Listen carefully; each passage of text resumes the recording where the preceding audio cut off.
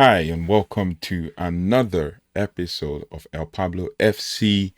And today we're going to do something interesting, something we haven't done on this channel before. We've rated the transfer window for all clubs in the Premier League.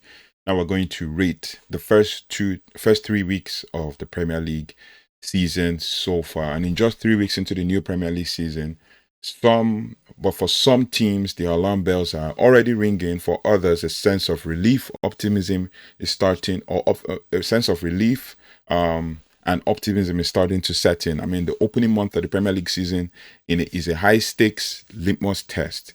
A glimpse into the success or failure of some teams' transfer summer plans. And if you haven't already, go watch the transfer review that we did for all 20 teams in the Premier League on our channel. And also do not forget to like, share, subscribe, and hit the notification bell so you don't have to miss anything. Now we've seen it all. Title contenders looking wobbly, promoted sides making massive statements, and massive clubs actually struggling to find rhythm. I mean, the early results have already exposed the lessons we'll carry with us for the rest of the season. So let's break it down.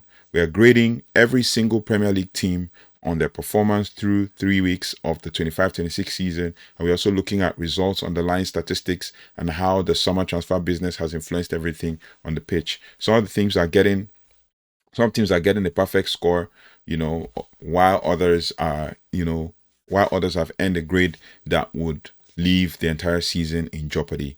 So first we're going to talk about is the August All-Stars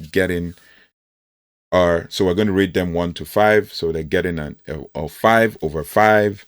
And let's start with all the guys that have gotten 5. So let's start with the top.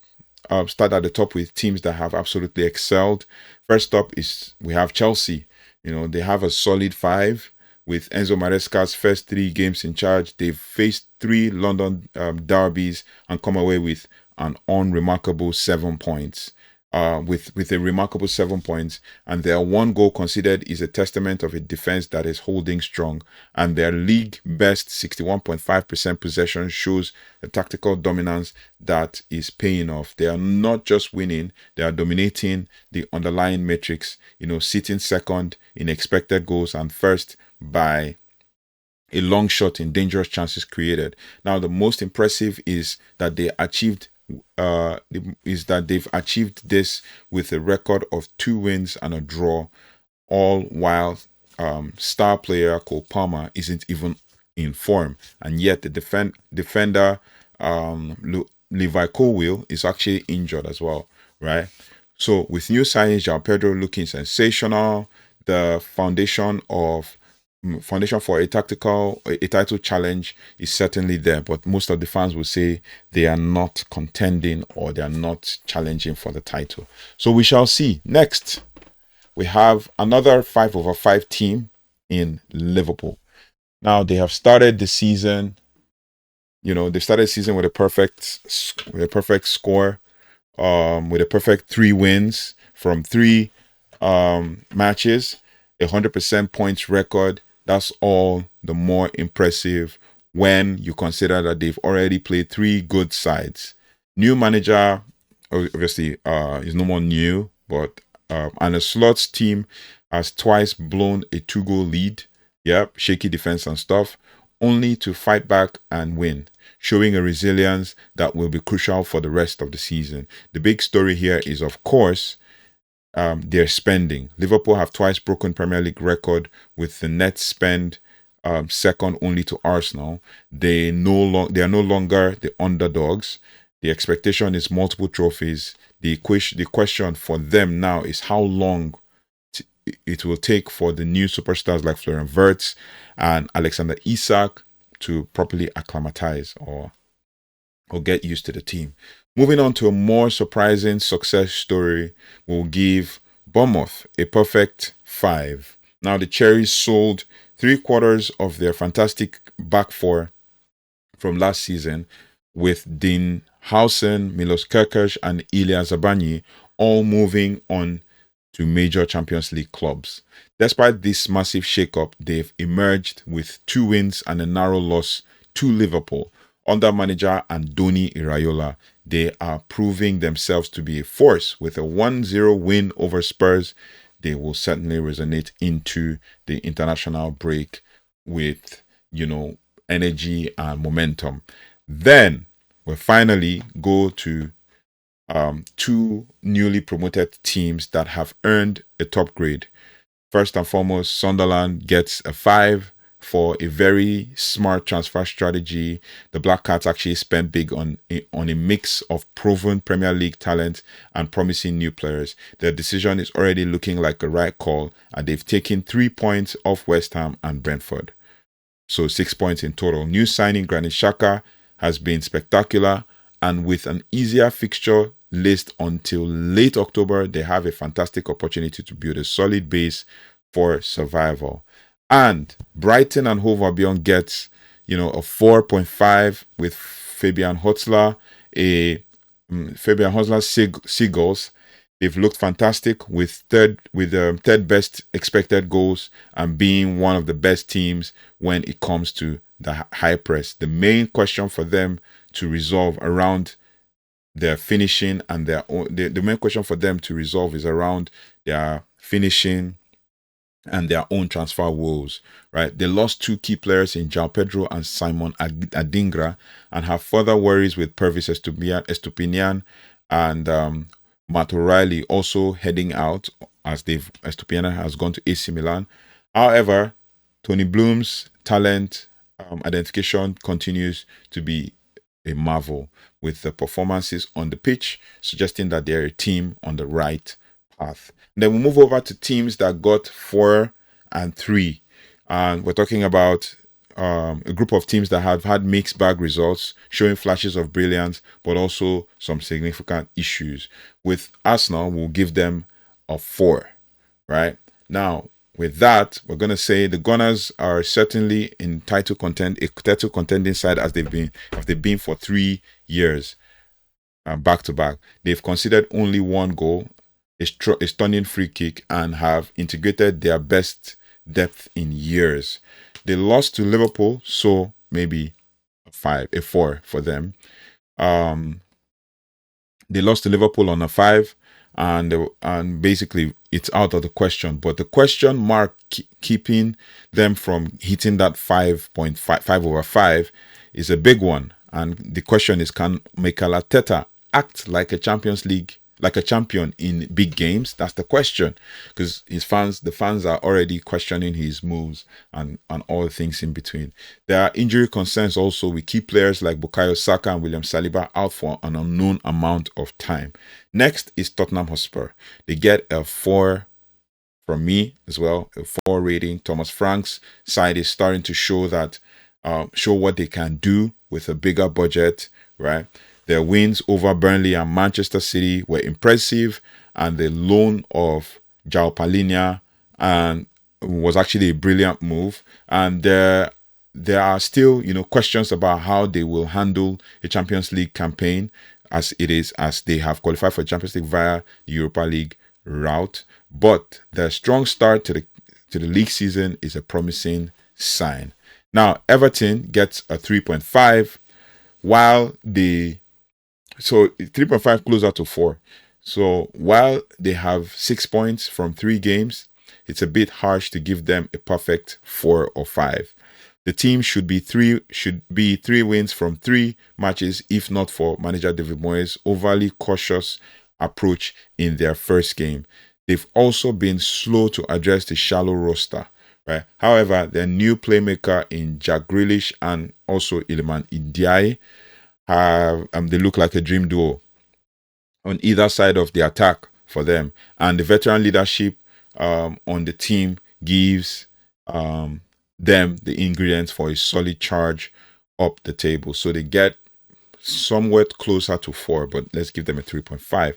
And we give Burnley another 3.5. Newly promoted side. They've experienced the expected results of a promoted team. 2 losses to Man United and Spurs, with a crucial win over fellow newcomers Sunderland sandwiched in between. So 1 win and 2 losses. While their league worst XG is a concern, manager Scott Parker will be hoping for that to improve.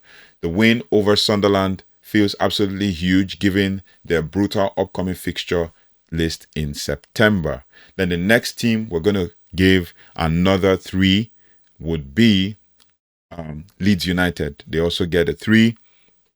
When it comes to promoted teams, points are all that matter, and Leeds got some good luck on their way to 4 points. They look pragmatic, and while they were stumped by Arsenal, that is to be expected, obviously, at the Emirates, right?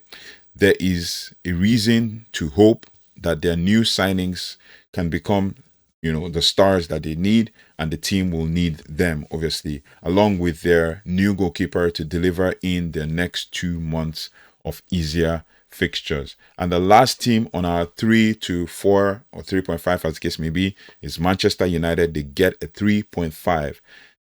Man United in the mix.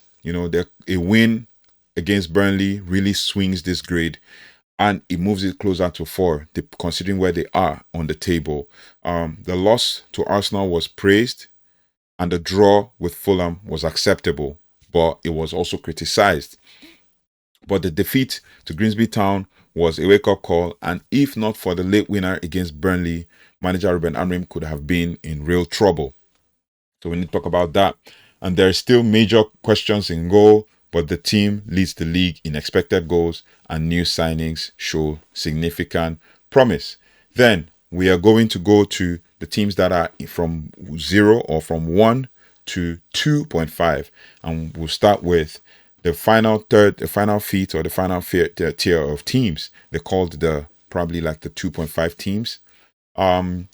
Brentford, they get a 2.5. A win over Aston Villa was an important result for the new boss, Keith Andrews, as he works to establish himself in place for former manager Thomas Frank. The League Cup win was also a good one, but the loss to Sunderland was a big sting, especially with a brutal fixture list up in the horizon. So they probably get a 2.5, closer to 3, depending on where they are at. Now, another team again is Fulham. They get a 2.5, closer to 3 as well. They've managed draws against Brighton and Manchester United, and a controversial loss to Chelsea. So two draws and 1 loss to Chelsea. So they get 2 points, so 2.5 pretty much.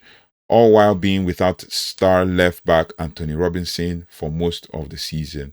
Manager Marco Silva knows his team, but the last minute transfer additions of Samu Chukwueze and Kevin feels like an unnecessary risk, even if they may well work out.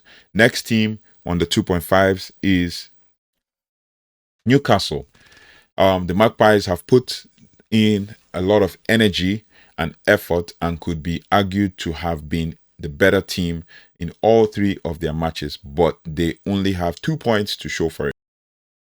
Address their center forward position until late in transfer window has hurt them, with just 2 goals through 3 matches, right? Their mentality and the defense are brilliant, but now it's up to the new signings to deliver goals.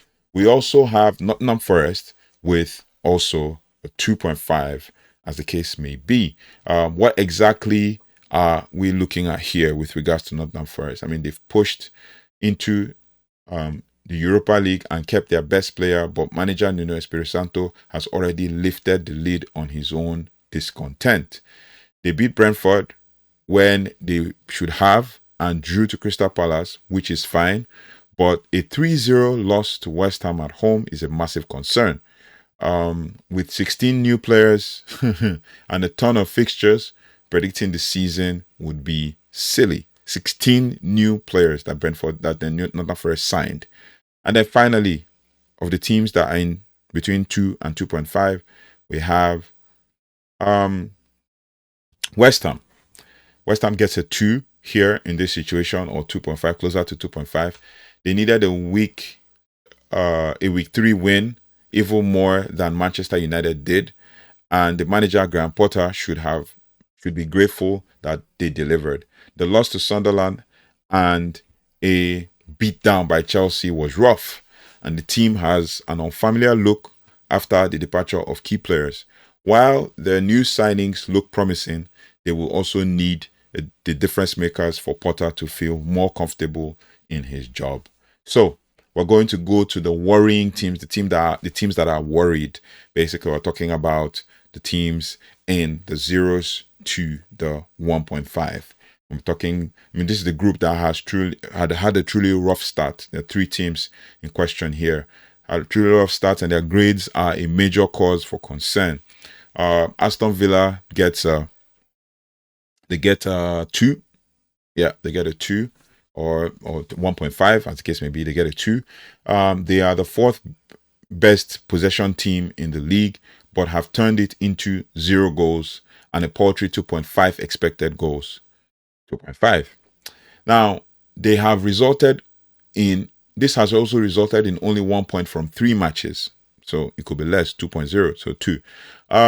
It's hard to make sense of the team's sore vibe, which is speculated to be a result of PSR frustrations. But manager Unai Emery added players late in transfer window, but the funk has been very real so far. And then we have Man City. They have struggled. They should potentially even be getting a 2.5 in this one, but Pep Guardiola's team can have all the brilliant advanced metrics they want, but they will mean very little without improved results. Consecutive Premier League losses are unsatisfactory, and they have an improved squad with some new signings, but the team needs to show more poise and execution, and that falls on the manager. Most of the fans are also already blaming the manager for all that. And finally, we have the guys who are at the bottom. They probably have 1 in this one, or even 0, right? They're at the bottom of the league, as the case may be. And this is actually the team Wolverhampton Wanderers. Clear bottom. Manager Vitor Pereira's men were smashed by Man City. They were subpar against Bournemouth and wobbly at home against Everton. This can be forgiven, but the question marks within the squad are huge after their most reliable stars, Matheus Cunha and Ranieri Nouri, left for Manchester. Both of them, one Matheus Cunha to Man United, Ranieri Nouri to Manchester City.